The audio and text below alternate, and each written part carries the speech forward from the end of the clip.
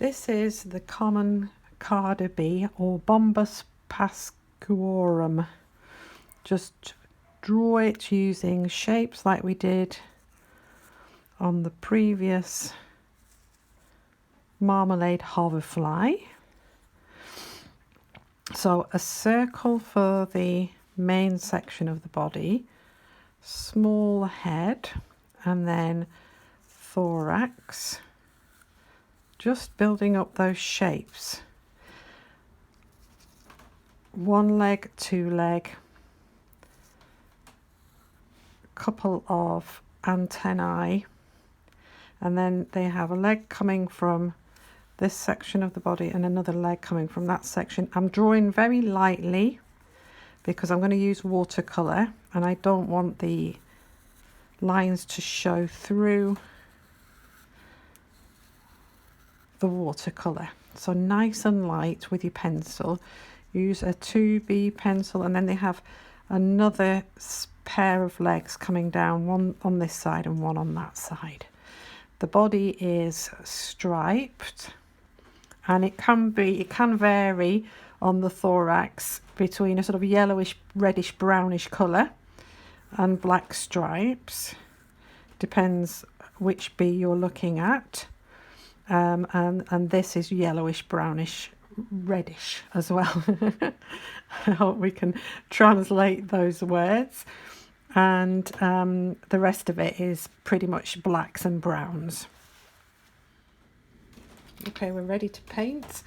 I've watered down some orange, some yellow, some red, and some black, and some dark brown, and burnt sienna, which is like or a burnt umber and burnt sienna, yeah, which is like a reddy browny colour. And mix the paints to your liking.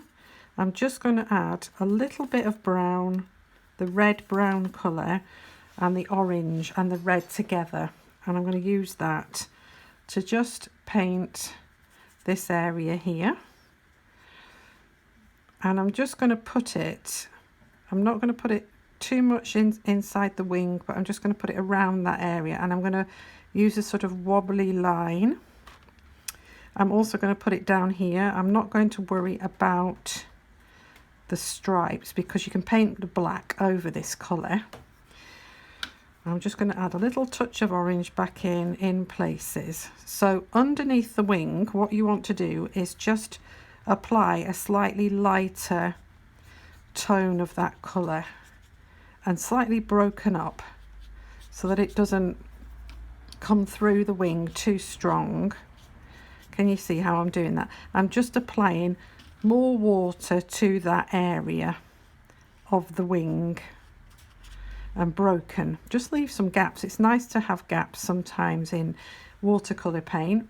Then we're going to put a slightly browner version, so a little bit more of that reddy brown colour, and we're just going to paint a little bits along the legs and particularly at the ends, just so they will have a suggestion of colour in them, like that.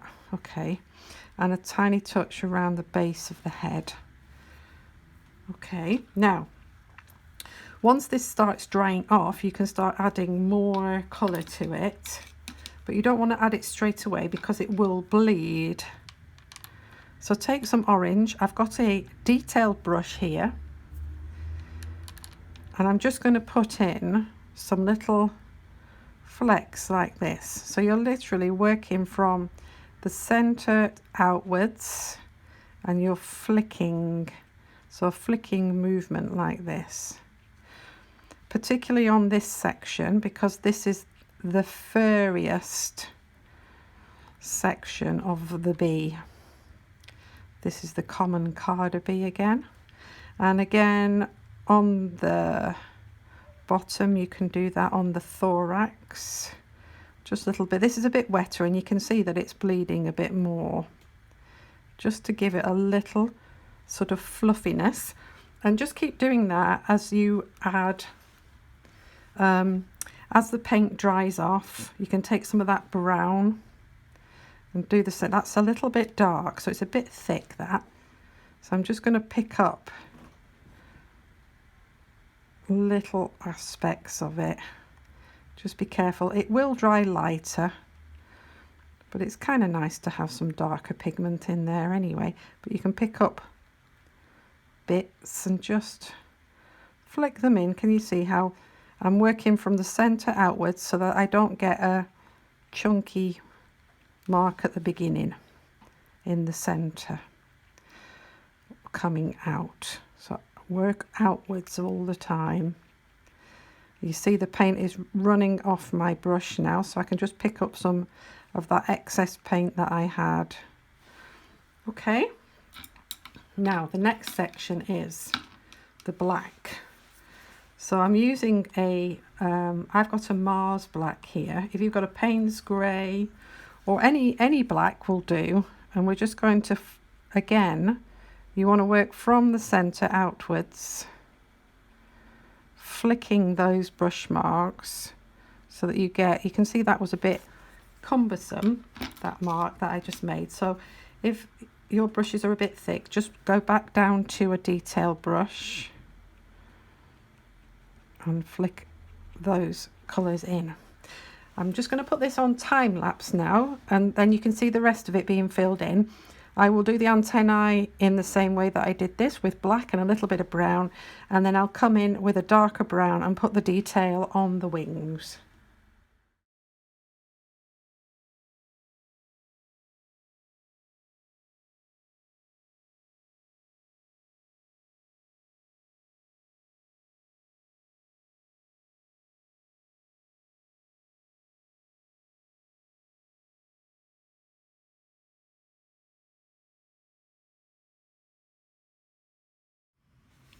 Okay, so there we have the finished common carder bee, Bombus pascuorum. Once I put the initial colour down, I just went in with orange to begin with, a little bit of yellow, a detail brush, and just used those flicky marks just to make the colour on the body.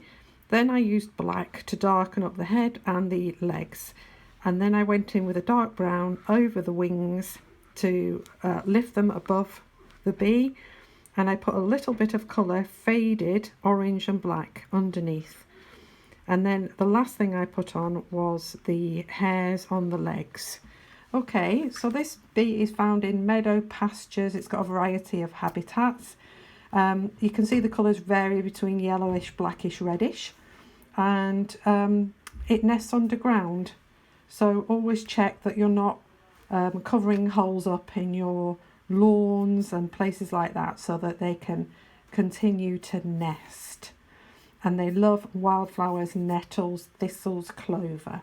So look after our bees, enjoy painting. I only did this really small. It's on a little piece of A6 paper. So practice away and enjoy painting your bees.